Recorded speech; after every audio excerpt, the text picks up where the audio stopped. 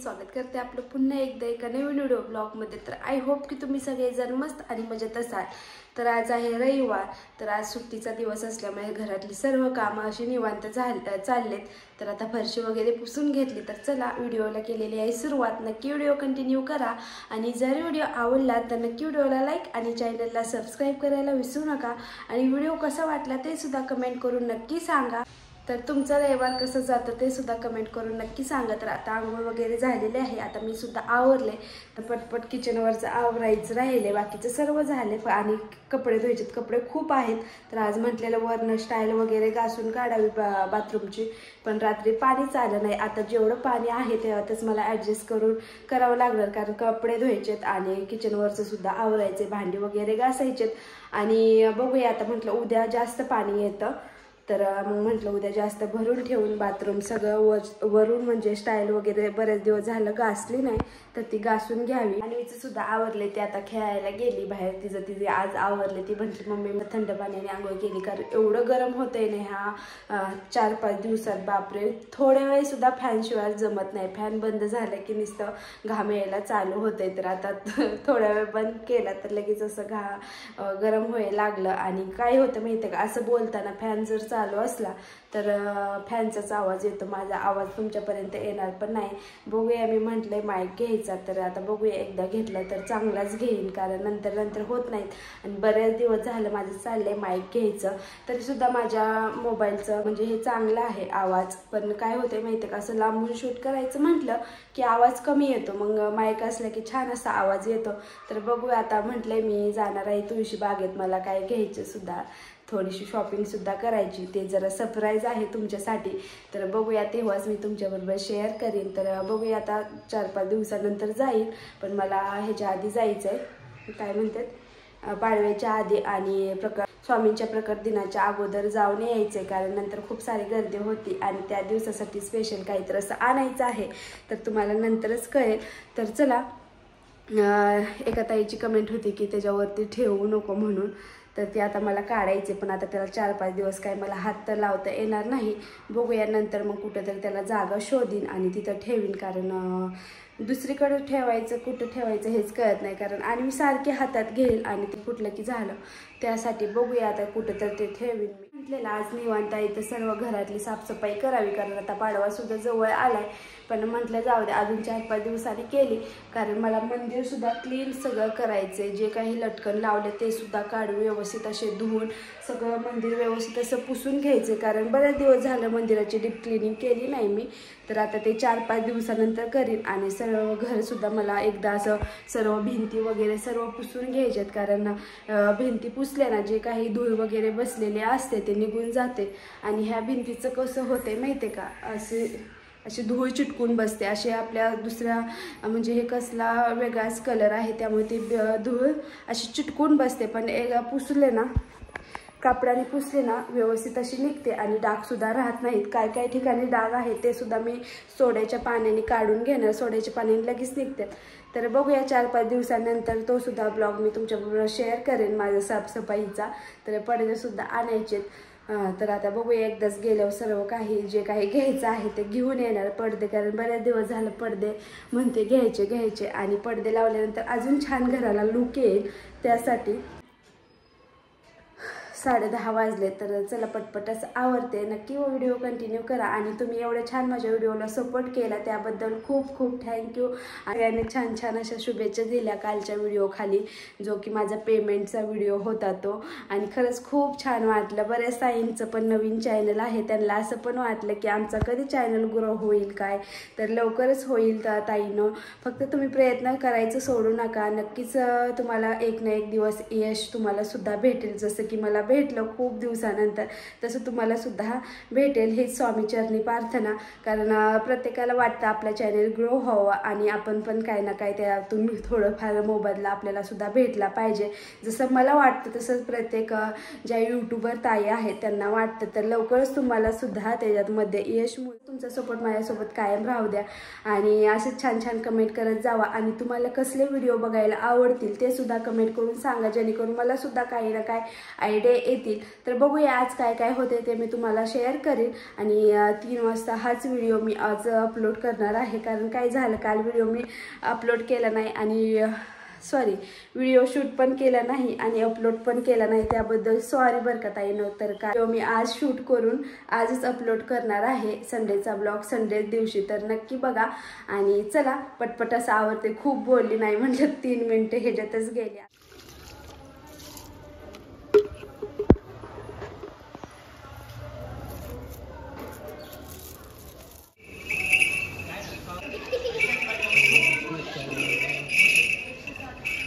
तर आता काय झालं, पटपट अशी भांडी घासावी म्हटले आणि भांडी वगैरे घासून झालं आणि आपण असं एकदा कामाला लागले ना, असं आधीमध्ये काही दुसरं काम येऊ नये असं वाटतं, कारण ते काम तसंच राहतं. तर आता असंच झालं आणि मी म्हटली मम्मी चल ना खाली उंटा आलाय मला बसायचंय. आणि पहिल्यांदा म्हणजे ती फर्स्ट टाइम आज स्वतःहून म्हटली, गेल्या वेळेस सुद्धा आलता आणि तिला मी म्हटलं बस, तर नको मम्मी मला खूप भीती वाटते. पण ह्या वेळेस काय तिच्या मनात आलं तर ती म्हटली मम्मी मी नाही घाबरणार, मी बसणार आहे, मला बसव चल. मग खाली गेलो तर बसली. मला सुद्धा वाटत नव्हतं ती बसेल म्हणून, घाबरेल असं वाटत होतं, पण नाही घाबरली. तरी सुद्धा तोंड जरा वाकडच होतं तिचं, व्हिडिओमध्ये तुम्ही पाहिलंच असेल.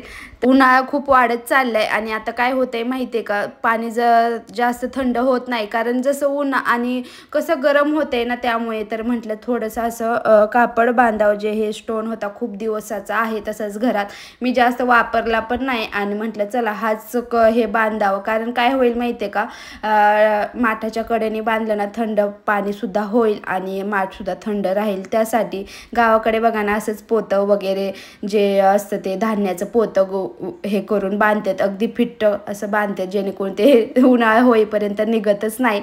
तर आता तसंच मी इथं केलं. तर आता थोडंसं मागच्या साईडला कापड अडकलेलं, त्यासाठी मला वरती चढावं लागलं आणि हा माठ वरती ठेवताना जरा थोडंसं मला हे करावं लागते, कारण गच्च भरला की जास्त वजन लागते. मग ते त्यासाठी किचनवर चढून व्यवस्थित असा ठेवलं, नाहीतर काय कसं होईल माहिती आहे का, ते कापड खालच्या साईडला अडकलं की परत मग पाणी वगैरे घेताना पडलं तर ह्याची भीती वाटते. त्यासाठी मग व्यवस्थित असा ठेवला एकदाचा. आणि चला झालेलं आहे आता किचनमधलं तर आवरून. तर आता किचनमधलं वगैरे सर्व काम झालं. तर आता म्हटलं इथलं जरा थोडंसं आवरावं, पण एवढं गरम होत होतं ना, साफसफाई करण्याचं म्हणजे इच्छाच होत नव्हती. तरीसुद्धा म्हटलं बघूया आता हे कपाट सरकते की नाही. तर वरचं सामान जे काय होतं ते काढलं आणि हे बॉक्स बघा खूप छान आहे, जे की हिच्या पप्पाचं जे अकाउंट आहे बँकेमध्ये त्यात ATM ह्याच्यामध्ये आलतं. तर आता तसेच बॉक्स ठेवलेले, बघूया आता मी त्याच्यामध्ये काय काय ठेवते. आणि खूप छान आहेत असे बॉक्स 2 भेटलेत. जे काही वरती सामान होतं ते एका साईडला काढलं आणि वरचं सुद्धा आता पुसून घेते. तर आता हे कपाट हालते की नाही ह्याच खूप मोठा प्रश्न पडलाय, कारण खूप त्यात कपडे आहेत. मला असं वाटायला लागलं परत की आधी कपडेच काढून नंतर मग कपाट हलवलं पाहिजे, नाही तर अंगावर पडण्याची खूप शक्यता आहे. कारण काय होते खूप कपडे आहेत आणि वजन असलं की एकट्याला कपाट हालत नाही. तर परत मी प्लॅन बदलला, म्हटलं जाऊ द्या आता हे काही साफसफाई करायची नाही, जे काही पाठीमागं कचरा होता तेवढाच मी बाहेर काढला. आणि आता हे म्हटलं एकदाच जेव्हा आपण क्लिनिंग करेल तेव्हाच मग तो आवरायचा, कारण आता काही शक्य नाही. कारण आता कपडे आताच मी मध्येच घड्या व्यवस्थित अशा घातलेत आणि परत काढायच्या परत ठेवायच्या, त्यापेक्षा म्हटलं जाऊ द्या अजून 4-5 दिवसानंतर सर्वच आपलं क्लिनिंग करावी, म्हणून मी ती काय काम केलंच नाही. तर आता बघूया म्हटलं. आता हे बॉक्स तर असेच होते, खूप दिवस झालं असे ठेवलेले. मला माहीत होतं ह्याच्यामध्ये मी काहीतरी ठेवणार, पण काही वेळेस भेटला नाही आणि त्याच्याकडे लक्षात गेलं नाही. आता ते वरचं सामान काढत होते तेव्हा ते दिसले.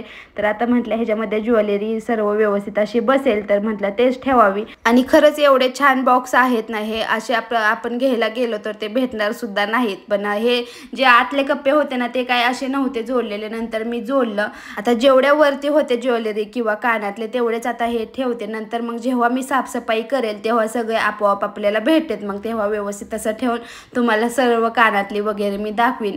जे काही गळ्यातले होते तेवढे ह्याच्या वरती होते तेवढे ह्याच्यामध्ये ठेवले आणि किती छान दिसते बघा ना.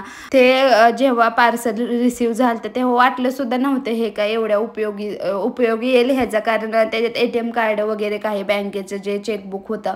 नंतर मग डोकं चालवलं ह्याच्यामध्ये आपण ज्वेलरी ठेवू शकतो, त्यासाठी ते बॉक्स न टाकून देता असेच कपाटावर ठेवलेले, पण त्याचा असा छान असा उपयोग झाला.